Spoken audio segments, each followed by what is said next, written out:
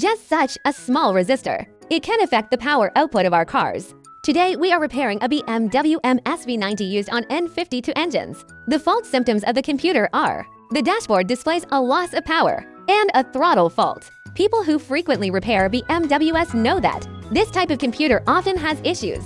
This specific issue is a lack of throttle response. We will disassemble this ECU. The top cover of this ECU is relatively easy to disassemble. After opening the top cover, we can see that the commonly failing capacitors inside this ECU have already been replaced.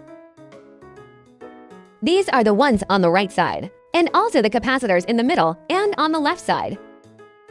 These several locations are where we often encounter problems. Next, we will determine which capacitor caused the issue. Let's check first. Here below the throttle driver, if there are no leaks here, it's generally caused by the middle capacitor here. Check if there is a short between the chip and this pin.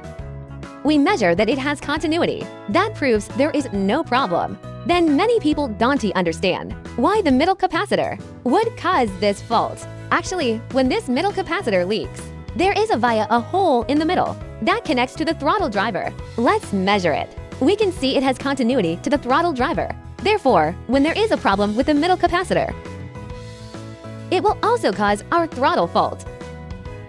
Next, we open the back of the computer. Opening the back of the computer, see how severe the capacitor leak is on the reverse side. If the back side is like this, we need to clean that back side thoroughly. After measuring this pin, we found that the throttle driver has no power supply coming here. We'll start from the power supply section. Coming through this resistor, there is a power supply input. We will replace the 471 resistor for 170 ohms. Replaced one resistor. The measured resistance is now correct. After this, ECU is all okay.